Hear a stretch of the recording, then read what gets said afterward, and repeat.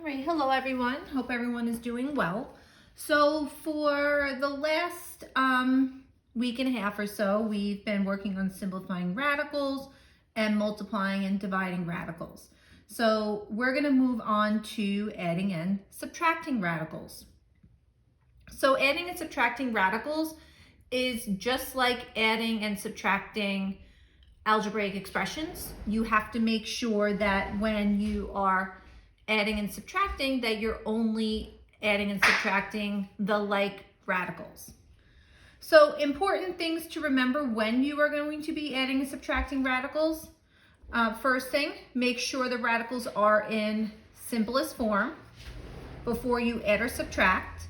So that means if you have a radical that contains any perfect square factors, you want to make sure that you simplify that before you start trying to do adding and subtracting.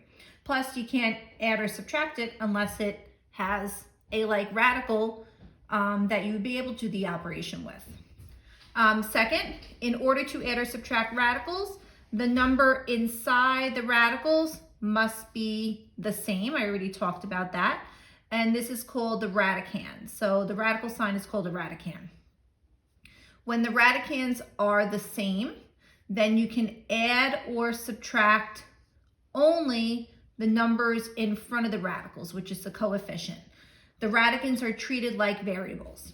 So let's look at the first example that's done for you already. So example 1, we have radical 2 plus radical 2. Now, just like variables, when there's no number in front of a variable, there is a 1. We're going to put a 1 in front of both of those radicals. So I know it's 1 radical 2 plus 1 radical 2. And because they have the same radical, I can add the coefficients and keep the radical. So 1 plus 1 is 2, radical 2. It's just like combining variables together.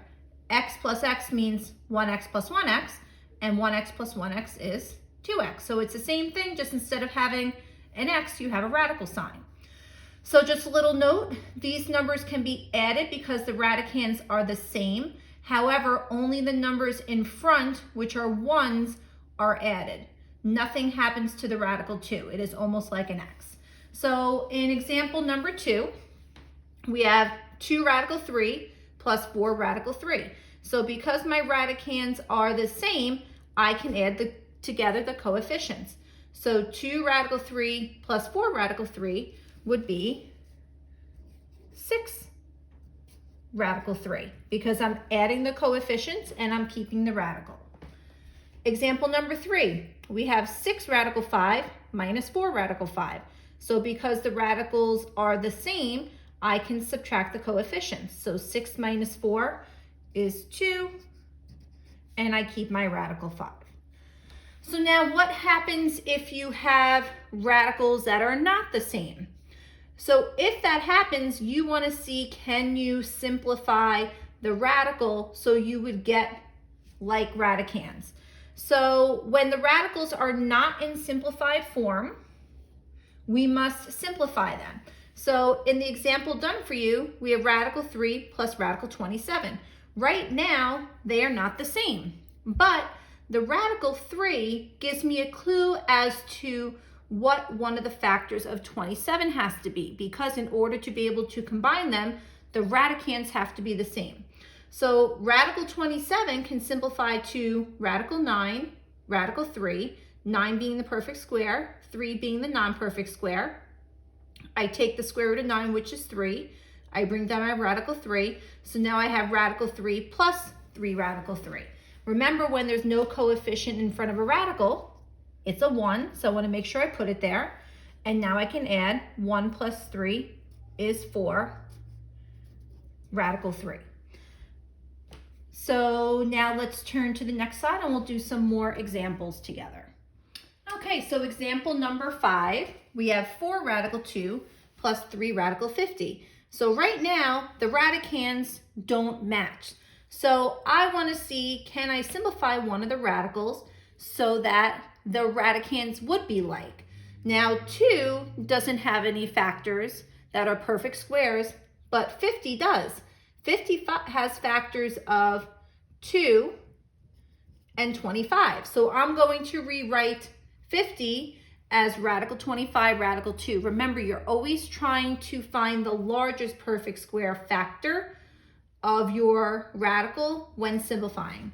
So 4 radical 2 gets brought down, plus 3. Now I'm going to split my radical 50 into radical 25, radical 2.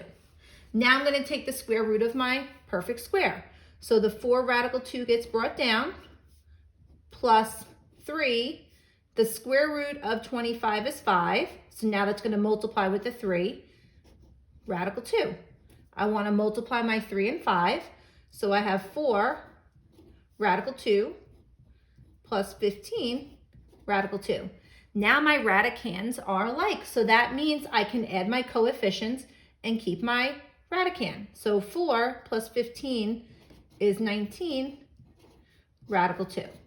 That's my simplified answer. Let's look at example number 6. So number 6, we have 3 radical 20 minus 2 radical 5.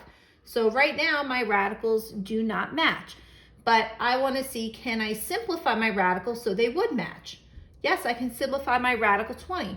Radical 20 has many factors, but the perfect square factor of it is 4. 4 times 5 gives you 20. So I'm going to rewrite 3 radical 20 as 3 radical 4 radical 5, because 4 times 5 is 20, minus, bring down my 2 radical 5. Now I'm going to take the square root of my perfect square. The square root of 4 is 2. So now I'll have 3 times 2 radical 5 minus 2 radical 5. 3 times 2 is 6 radical 5 minus 2 radical 5. And 6 minus 2 is 4 radical 5. All right, so I'd like you to do the practice problems, numbers 1 through 6 now. I do have a PDF file of this uploaded, so you can print it out, write out your work, and take a picture of it. I've also uploaded a Google slide, so that way if you prefer to type in your work, you can do that also. If you have any questions, send me a message, send me a comment. If you're still having difficulty, my suggestion is to look up YouTube videos about adding and subtracting radicals to help you maybe understand it a little bit better. All right, have a great day.